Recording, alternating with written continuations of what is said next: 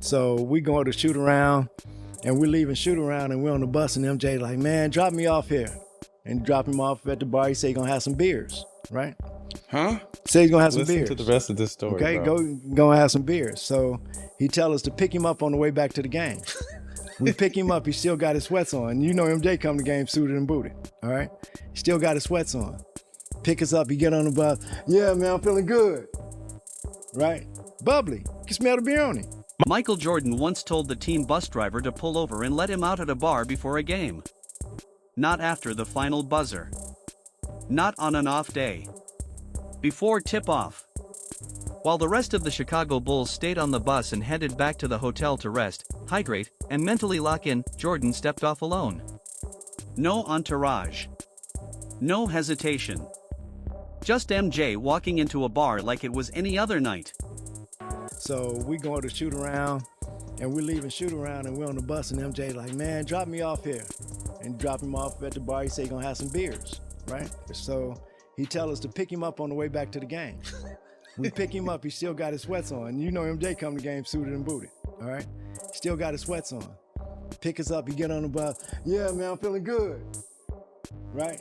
Bubbly. You can smell the beer on him. Jordan stayed there for hours, knocking back beers while his teammates followed the usual routine: film study, quiet rooms, early nights.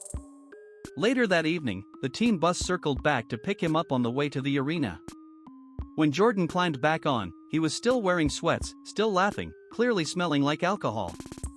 He joked with teammates and casually mentioned that during warm-ups, he was seeing 3 rims and just planned to shoot at the one in the middle. This wasn't chaos. This was confidence. Going through warm-ups, man, I'm seeing 3 rims. I'm gonna shoot at the one in the middle. Got 30 at half. And this story isn't internet folklore or something exaggerated over time. It came directly from Craig Hodges, a 2-time NBA champion who played with Jordan and was sitting on that very bus. Hodges told the story on All the Smoke, and his account makes one thing painfully clear: comparing anyone to Michael Jordan is a losing game. The game took place in Miami, March 1992. The Bulls were 54-12, already dominating the league. They were running the triangle offense like clockwork, mentally ahead of everyone they faced. Most players treated this regular season finale like a chess match: rest, preparation, discipline. Jordan's version of preparation? A bar stop right after shoot-around. And then told us, if y'all can't beat them, we don't need to win a championship. Y'all can beat them without me. But came in there and he got it done early and went and sat down. Picture the scene. Hours before tip-off, the greatest basketball player alive walks into the arena straight from a bar, still in practice gear, acting like nothing is out of the ordinary. Any other player would have been fined, benched, or quietly pulled aside. Coaches would have panicked. Executives would have lost their minds. Jordan didn't get questioned. He didn't explain himself. He simply told his teammates what he was dealing with, and then went out and took over the game. By halftime, it was already obvious what was happening. The last dance and the aura of the mystique of Mike and the reality of what the locker room was like. That wasn't a senior. He wasn't a senior in the class. You know what I'm saying? That was Bill Cartwright. So it wasn't ever where he was going to outspeak Bill or he was going to outspeak Hodge, because it was seniority. You came in the league. We was in the league when you came here. Jordan finished the night with 37 points, shooting 15-4-27, a perfect 7-4-7 from the free throw line, 9 rebounds, and 13 assists. The Bulls blew Miami out by 16 points. But that was just the beginning. 2 weeks later, when the playoffs started, Chicago swept the Heat 3-0. Jordan averaged 45 points per game in that series. In the clinching game, he dropped 56 points after spending the morning playing 36 holes of golf. That's not normal preparation. That's not discipline by the textbook. That's Michael Jordan. The following year, it was make sure that when anybody got tapped, 2 or 3 of us go over there quick and get them right to the line or get them up and let's go. Yeah. That it ain't gonna be us lingering over this hit or looking back. No.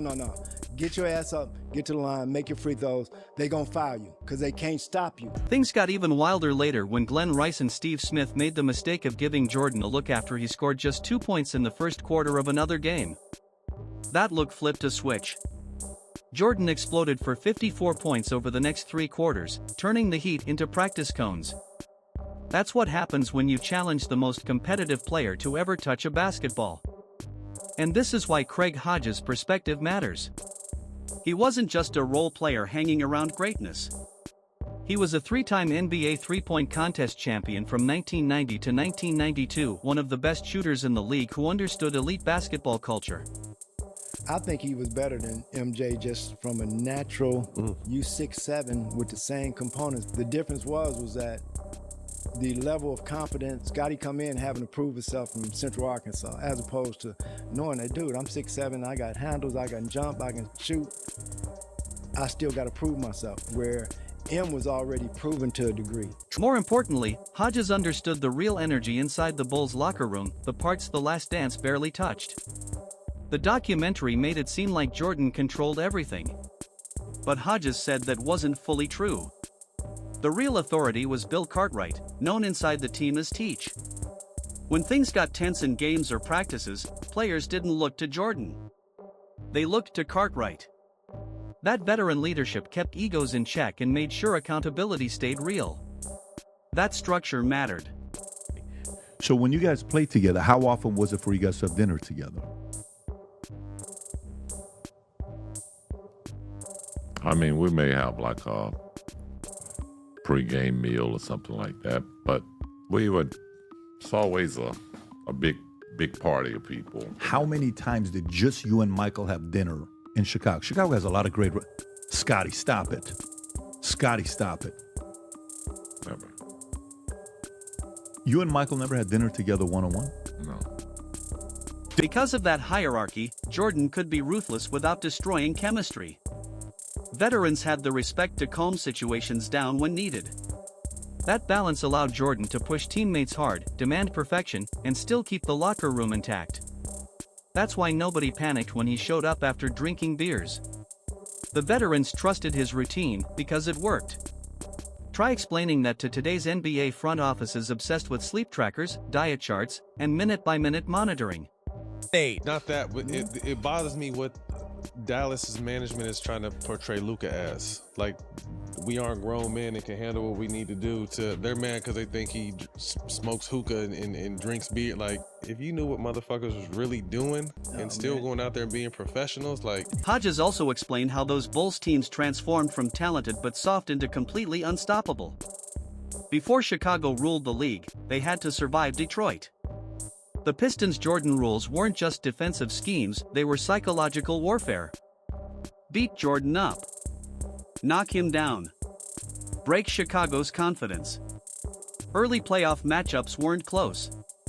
The Bulls got dismantled. Jordan hit the floor repeatedly. Pippen took brutal contact. Chicago unraveled emotionally. But instead of breaking them, it hardened them. You paying the amount of money, you're investing to know what these cats are doing, so you know as well as anybody. It's just a matter that now you want to use that as a means of the reason you got rid of them or whatever. But it's sickening, man. It's it's the same old. You control the media so you can control the narrative. Chicago realized champions don't complain. They respond. They stopped playing angry and started playing smart. Hard fouls didn't slow them down anymore. They popped up, knocked down free throws, and trusted their talent. Once they figured that out, Detroit's reign was over. What followed was total dominance, 6 championships in 8 years. Then Hodges dropped a shocking take. He said Scottie Pippen might have been more naturally gifted than Jordan. Bigger frame. Elite handles. Elite defense. Physically, Pippen had everything. The difference wasn't talent. It was mindset. Jordan entered the league already crowned. The game-winning shot at North Carolina. National hype. Validation from day one. That built bulletproof confidence. Pippen came up the opposite way, small school, no hype, constant proving. That grind shaped him, but it also created doubt. Jordan could walk into a game after a few beers and still know he was about to dominate. That same mindset showed up in relationships too. According to Hodges, Jordan and Pippen won 6 championships together and never once went out to dinner. Jordan wasn't chasing friendships. He was building an empire.